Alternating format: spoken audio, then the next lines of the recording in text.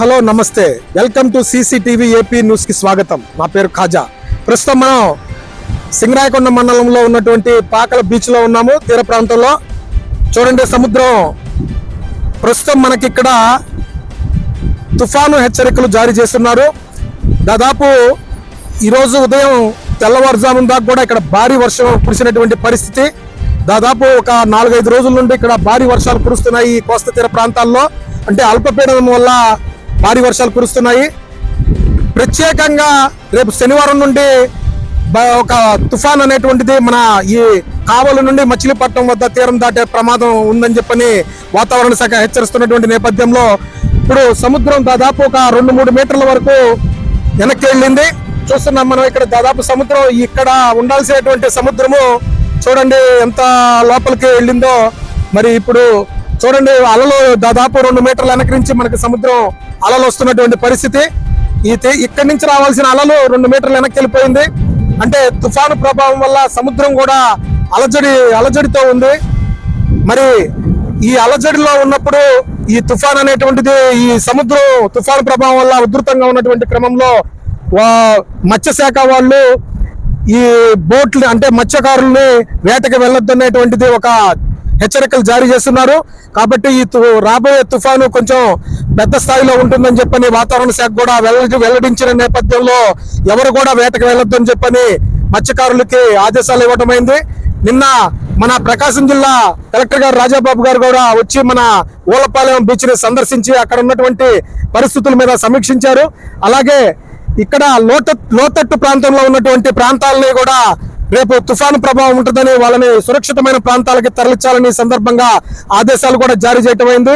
కాబట్టి ఎవరు కూడా ఈ సముద్రంలో పర్యాటకులు ఎవరు కూడా రావట్లేదు. చూడండి నిర్మానుష్యంగా ఉంది సముద్రం అంతా. ప్రస్తుతానికి అలలు సాధారణంగా వస్తున్నా కూడా ఇక రాబోయేది అంటే తుఫాను గాలులు ప్రభావం ఎక్కువ కొద్దీ అలలు కూడా ఉధృత పెరిగేటువంటి సూచనలు కనిపిస్తున్నాయి. కాబట్టి ఎవరు కూడా ఈ తుఫాను దాటికి మన మత్స్యకారులు ఎవరు కూడా సముద్రంలోకి వెళ్ళకూడదని చెప్పని హెచ్చరికలు జారీ చేసినటువంటి నేపథ్యం చూస్తున్నాం. అన్ని బోట్లన్నీ కూడా ఆగిపోయి ఉన్నాయి. చూడండి అక్కడ ఒక్క బోటు కూడా మనకి సముద్రంలో వేటకు వెళ్ళలేదు. అలాగే ప్రతి ఈ తుఫానులో ఉన్నటువంటి టైంలో ఇక్కడ మెరైన్ డిపార్ట్మెంట్స్ వాళ్ళు గస్తీ కాస్తా ఎటువంటి అవాంఛనీయ ఎటువంటి సంఘటనలు ఎటువంటి ఇబ్బందికరమైనటువంటి వాతావరణం కనిపిస్తే ఇమీడియట్ గా పై అధికారులకు తెలియజేసి వెంటనే దాని మీద వాళ్ళు అప్రమత్తంగా ఉండడానికి సిద్ధంగా ఉన్నారు. కాబట్టి ఈ తుఫాన్ ఉన్నటువంటి పరిస్థితిని మనం చూస్తున్నాము. ఎవరు కూడా ఈ తుఫాన్ టైంలో పర్యాటకులు కానీ అలాగే ఈ చేపల వేటకు వెళ్తున్నటువంటి మత్స్యకారులు కానీ సముద్రంలోకి వెళ్ళొద్దని చెప్పని వాతావరణ శాఖ వెల్లడించింది. ప్రస్తుతం మనం పాకల్లో మన మెరైన్ డిపార్ట్మెంట్కి సంబంధించినటువంటి ఎస్ఐ గారు ఉన్నారు, పేరు ఈశ్వరయ్య గారు. మరి ఈ సైక్లోన్ ఎఫెక్ట్స్కి సంబంధించి ఎప్పటి నుంచి స్టార్ట్ అవుతుంది ఏంటనేది సారు విషయాల్లో ఆయన మాటల్లో మనం అడిగి తెలుసుకుందాం. నమస్తే సార్. నా పేరు ఈశ్వరయ్య అండి.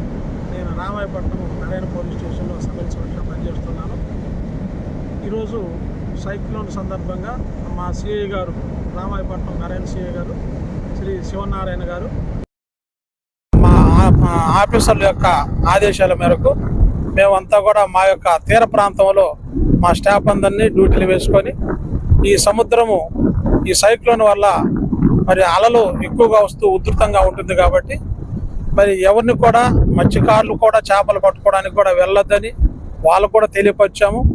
ఒకవేళ ఇంకా ఎవరైనా మరి విజిటర్స్ ఎవరైనా సముద్రానికి వచ్చి మునగాలని వచ్చినా కూడా వాళ్ళకు కూడా మేము ఈ సైక్లోన్ పరిస్థితిని బట్టి ఎవరు మునగొద్దని వాళ్ళకి ఎంతో వినయంగా చెప్పి పంపిస్తా ఉన్నాము. మనము అంతేకాదండి మరి పై అధికారులంతా కూడా మాకు ఈ సమయంలో ఎవరు కూడా మునగడానికి అవకాశం ఇవ్వద్దని చెప్పారు. ప్రజల యొక్క క్షేమం కొరకు మేము సముద్రం దగ్గర మరి గస్తీ తిరుగుతా ఉన్నాం. పై అధికారులు కూడా తెలియపరిచారు. నిన్న కలెక్టర్ గారు కూడా వచ్చి పాకల అందరు ఆఫీసర్లు కూడా తెలియపరిచారు, మా ఆఫీసర్లు కూడా తెలియపరిచారు. ప్రజలందరూ కూడా ఇది దృష్టిలో పెట్టుకొని ఈ సైక్లోన్ ఎఫెక్ట్ ఉంది కాబట్టి దయచేసి ఈ సైక్లోన్ పూర్తయిపోయేంత వరకు కూడా మీరు సముద్ర స్నానానికి రాకుండటమే చాలా శ్రేయస్కరం అండి. కాబట్టి దయచేసి సముద్రం పరిస్థితి కూడా బాగాలేదు, ఉధృతంగా ఉంది. ఇది గమనించవలసిందిగా తెలియపరుస్తుంది. సార్, ఇప్పుడు ఇది కార్తీక మాసం ఈ రోజు నుంచి ప్రారంభం అవుతుంది అన్నారు కదా, మరి దానికి సంబంధించి చాలా మంది పర్యాటకులు మరి సముద్ర స్నానాలకు వస్తున్నారు. మరి ఎటువంటి మీరు ఇక్కడ సూచనలు చేస్తున్నారు వీళ్ళకి? ఈ సముద్రం ఎఫెక్ట్ ఎన్ని రోజులు ఉంటుంది, ఎప్పుడు దాకా ఉంటుంది ఈ తుఫాన్ ఎఫెక్ట్? మంచిదండి. ఇప్పుడు కార్తీక మాసం వచ్చింది వాస్తవమేను, కానీ ఏదేమైనప్పటికీ మన ప్రాణరక్షణ అనేది మనం చూసుకోవాలి. కాబట్టి ఆ ఉద్దేశంతో మరి ప్రభుత్వమే కదా రెడ్ అలర్ట్ ప్రకటించింది. ప్రభుత్వం అనేది ప్రజల యోగక్షేమాలను ఉత్తర్వులు తెలియపరుస్తూ రెడ్ అలర్ట్ అంటే దయచేసి మరి మనం కార్తీక మాసం అనేది మరి గుడ్లకు వెళ్ళి కూడా మనం అక్కడ దీపాలు వెలిగించుకుని అక్కడ చేసుకోవచ్చు. మరి పౌర్ణమి రోజు కానీ లేదా సోమవారం రోజులు కానీ సముద్రం వచ్చి స్నానం చేసుకోవచ్చు, ఇబ్బంది లేదు. మేము పూర్తి సెక్యూరిటీ ఇస్తాము. అయితే ఇప్పుడు ఈ తుఫాను పరిస్థితి వల్ల అందరికి ఇబ్బంది జరుగుతుంది. అది దృష్టిలో పెట్టుకొని మాత్రమే మేము చెప్తా ఉన్నాము. దయచేసి ఈ సముద్రం అనేది మరి ఆ రెడ్ అలర్ట్ ప్రకటించారు మన అందరికీ కూడా. అది మన క్షేమం కోసమే ప్రజల అధికారులు చెప్పేది. ఆ ఉద్దేశం తెలియపరుస్తూ ఉన్నామండి. ఈ సమయంలో ఈ సైక్లోన్ మరి పూర్తి అయిపోయేంత వరకు కూడా ఎవరు రాకుండా ఉంటే బాగుంటుందని మా ఉద్దేశం తెలియపరుస్తా ఉన్నాం.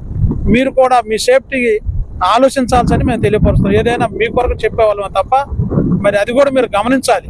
మేము మీకోసం తెలియపరుస్తున్నాం కాబట్టి ప్రాణరక్షణ ముఖ్యం కాబట్టి అది కూడా గమనించి సముద్రం బాగున్నప్పుడు మేము ఫుల్గా ఉదయం సాయంత్రంగా మీకు ఉంటాము, మీకు పూర్తిగా ప్రొటెక్షన్ కల్పిస్తాము, మేము అన్ని చర్యలు తీసుకుంటాము. కానీ సముద్రం యొక్క పరిస్థితిని బట్టి మీరు దృష్టిలో పెట్టుకొని ఆ జాగ్రత్త తీసుకోవాల్సిందిగా నేను తెలియపరుస్తున్నాను. సైక్లోన్ భారీ ఎఫెక్ట్ అనేటువంటిది ఈ తీరంలో కనబడుతుంది. కాబట్టి ఈ తీరంలో చూడండి, దాదాపు ఇది కూడా వాటర్ దాదాపు పైదాకా వచ్చేసి పోయినటువంటి పరిస్థితి చూస్తున్నాము. కాబట్టి ఈ కార్తీక మాసం సందర్భంగా వచ్చేటువంటి పర్యాటకులు కానీ భక్తులు కానీ ఈ తుఫాన్ ఎఫెక్ట్ పోయిందాకా కొంచెం ఓపిక పట్టి మీ గుళ్ళల్లో స్నానాలు చేసుకుంటే మంచిదని చెప్తున్నారు. కాబట్టి దయచేసి ఈ విషయాన్ని అర్థం చేసుకొని ఎవరు కూడా తుఫాన్ పోయే వరకు సముద్ర ప్రాంతానికి రావద్దని తెలియజేస్తున్నాము. Over to CC. ఇప్పుడు ఇక్కడ మన గవర్నమెంట్ పర్యాటకులకు సంబంధించి బస్సులు వేసామన్నారు కదా, మరి బస్సులు వస్తున్నాయా? వస్తున్నాయి. ఎప్పుడెప్పుడు వస్తున్నాయి? ఆదివారం పొదిలి ఒకటి, కనిగిరి ఒకటి, కందుకూరు ఒకటి, ఒంగోలు ఒకటి. అంటే ఈ గ్రామాల నుంచి ఇక్కడికి బస్సులు వస్తాయి. ఏ టైంలో వస్తాయి? పొద్దున్నే 9 గంటల నుంచి నైట్ 9 గంటల దాకా వస్తూ ఉంటాయి. మామూలుగా ఆదివారం కాకుండా మామూలు టైంలో 8 గంటలకి, సాయంకాలం 6 గంటలకి. 8 గంటలకి, సాయంత్రం 6 గంటలకి. ఇప్పుడు ఈ ఆదివారం పూట వచ్చే ఎక్కడ దాకా వస్తున్నాయి? బీచ్కి వస్తాయి. డైరెక్ట్ బీచ్ దాకా వస్తున్నాయి. మామూలుగా మిగతాయి అక్కడ దాకా వస్తాయి. రామారావు స్టేషన్ అక్కడ. మరి ఈ రోజు ఇప్పుడు తుఫాను ఎఫెక్ట్ పెట్టున్నారు కదా, మరి ఎలాగుంది వ్యాపారం ఇది? మాయే జనం అయితే కదా వ్యాపారం, యా వ్యాపారం